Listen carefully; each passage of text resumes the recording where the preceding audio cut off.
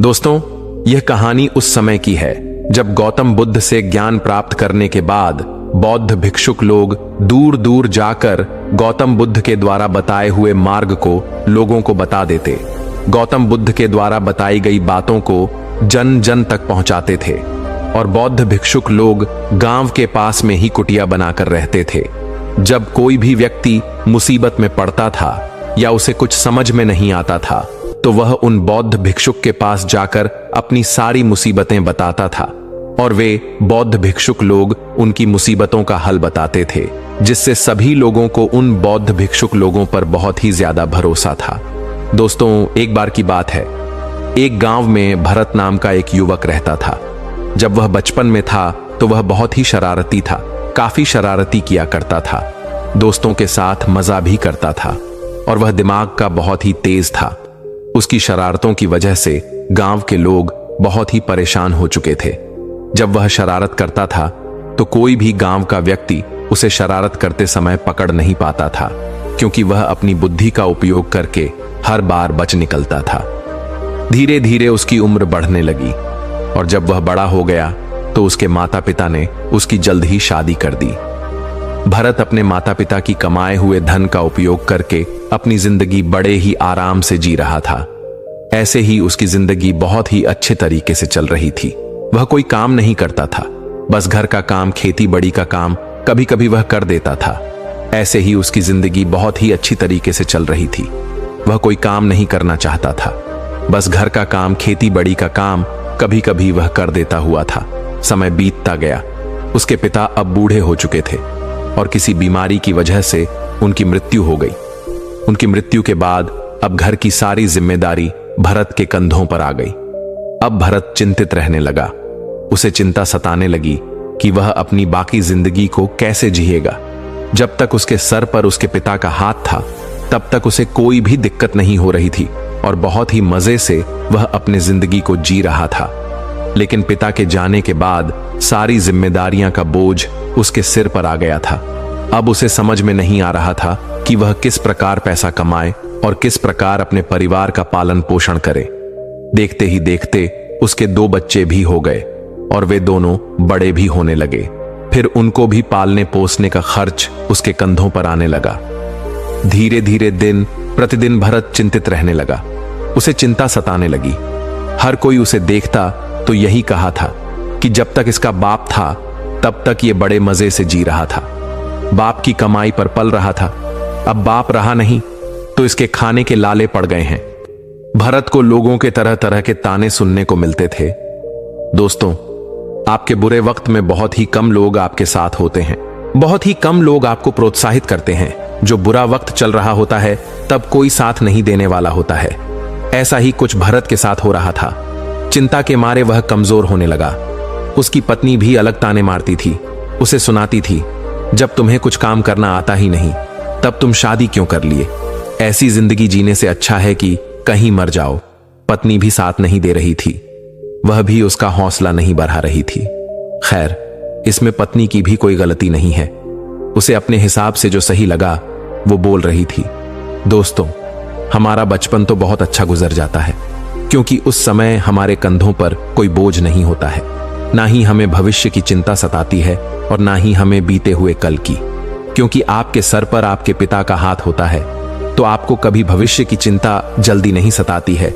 बचपन में हम अपने आज में जीते हैं और हमेशा खुश रहते हैं। जैसी समस्याएं भरत के जीवन में उत्पन्न हुई है वैसे ही हम सबके जीवन में उत्पन्न होती हैं। भरत को अब कुछ समझ में नहीं आ रहा था कि वह अपने परिवार का पालन पोषण कैसे करे। उसने कई जगह पर काम करने के लिए कई सेठ लोगों के घर पर भी गया, लेकिन उसे किसी ने नौकरी नहीं दी। एक दिन उसने निश्चय किया कि वह पास के आश्रम में जाकर उन बौद्ध भिक्षु से मिलेगा और उन्हें अपनी सारी समस्याएं बताएगा। शायद बौद्ध भिक्षु उसकी समस्याओं का निराकरण कर दे। इसी उम्मीद के साथ वह अगली सुबह बौद्ध भिक्षु के आश्रम में जा पहुंचा। बौद्ध भिक्षु अपना सारा काम करके जब एकांत में बैठ गए, जहां पर वह बैठकर लोगों की समस्याओं का समाधान करते थे, तो भरत भी वहां पर जा पहुंचा। वह भी अपनी समस्या बताने लगा।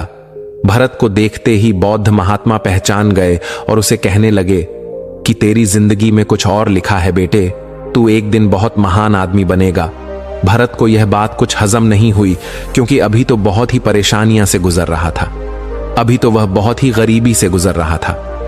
महात्मा के मुंह से ऐसी बातें सुनकर उसे भरोसा ही नहीं हो रहा था। उसने कहा, हे महात्मा, मैं बहुत परेशान हूं। मैं अपने परिवार के लिए 2 वक्त की रोटी भी ठीक से नहीं झूठा पा रहा हूं।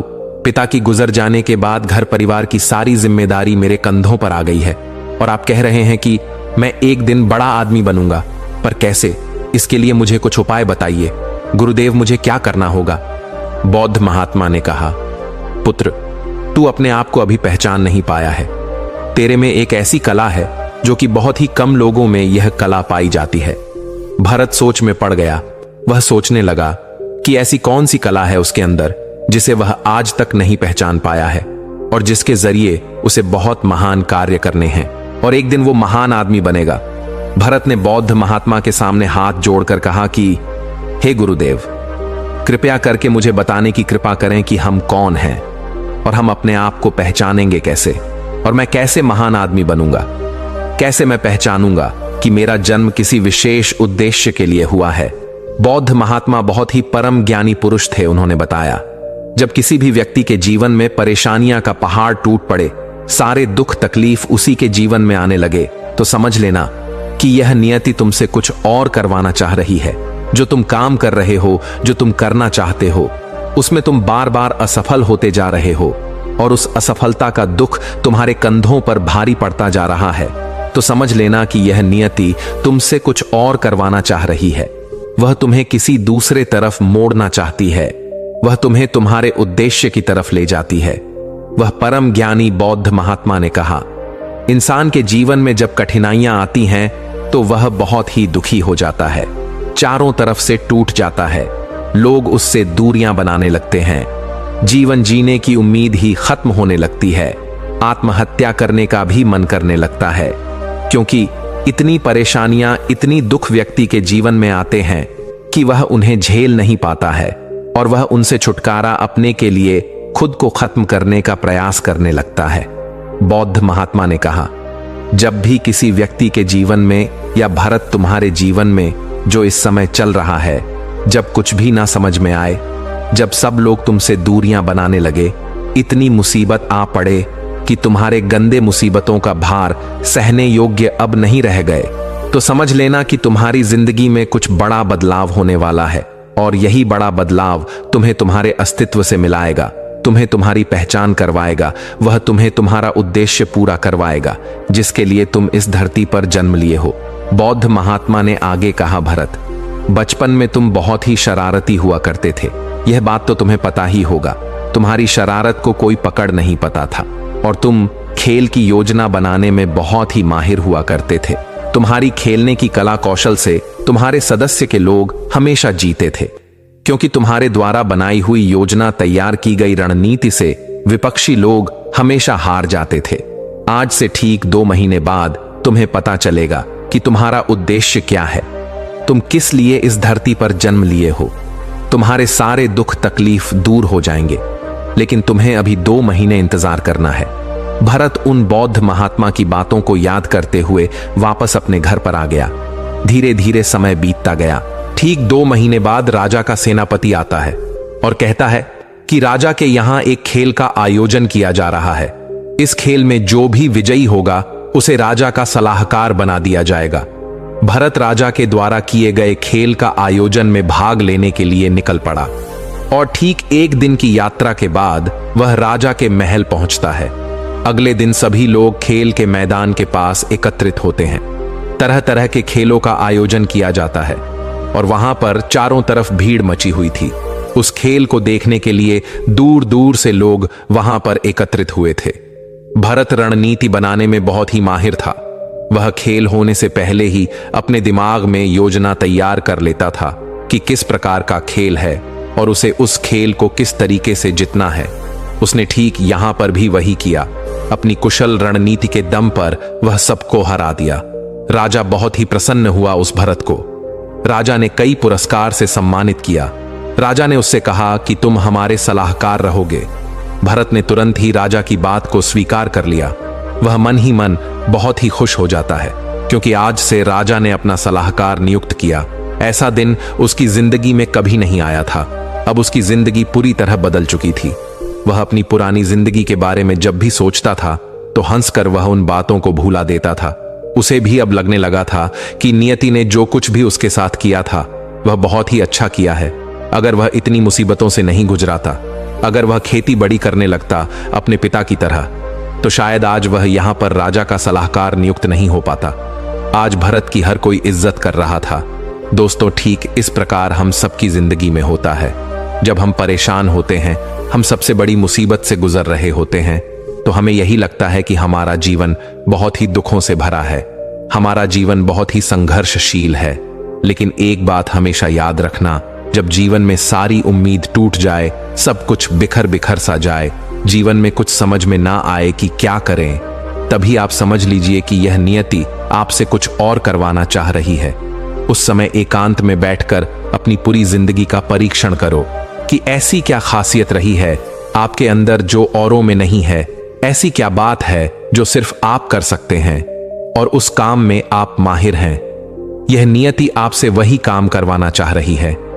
यह आपसे वही काम करवाना चाह रही है जिस काम में आप माहिर हैं, जिसके लिए आप इस धरती पर जन्म लिए हैं। जब आप ध्यान से इस बात का विचार करेंगे तो आपको अपने जीवन का उद्देश्य पता चल जाएगा कि आप इस दुनिया में क्यों जन्म लिए हो, आपका इस दुनिया में जन्म लेने का क्या मकसद है। दोस्तों, याद रखना, दुख भरी आंधी एक दिन जरूर शांत होती है। हो सकता है कि किसी के जीवन में या लंबे समय तक रहे, या किसी के जीवन में थोड़ी ही दिन, लेकिन एक दिन इस दुख रूपी आंधी को भी शांत होना पड़ेगा। दोस्तों, उम्मीद है कि आपने आज की इस वीडियो से जरूर कुछ ना कुछ सीखा होगा।